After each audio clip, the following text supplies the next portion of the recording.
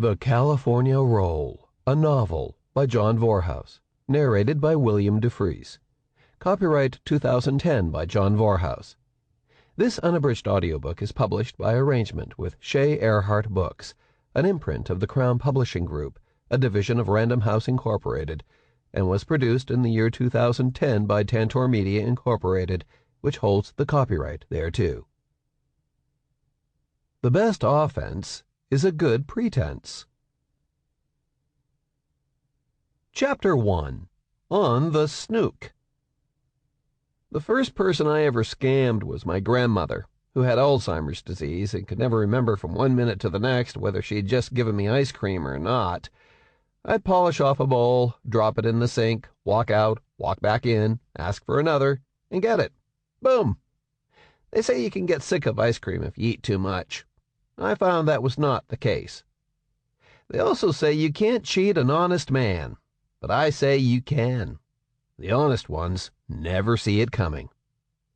In first grade, I cooked up the Golden Recess, which was a Ponzi scheme, though I didn't know to call it that then. I got my classmates to pool their allowances for me to invest in something. Action figures, baseball card futures, I really don't remember.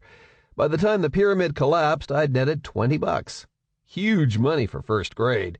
And I didn't even do time because, though of course I got caught, no one believed a little kid could have such larceny in his soul. Honest people. Like I said, they never see it coming. And snooks, scams, or the people who perform them, may have a bad name, but it's not always the case that someone gets burned.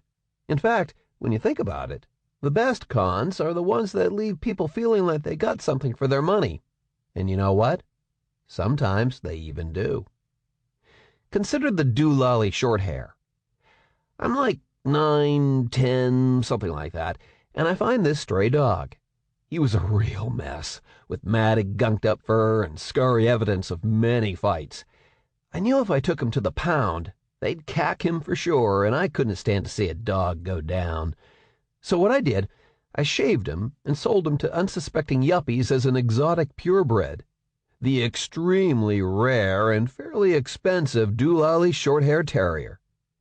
I charged a ton because, again, with honest people, they definitely think the more you pay, the more it's worth. Of course, it wouldn't do to have his hair grow out on them. Who ever heard of a long-haired Shorthair?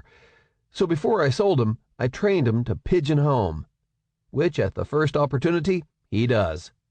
I shave him again and take him back again, and oh, the happy couple, they can't. Sample complete. Ready to continue?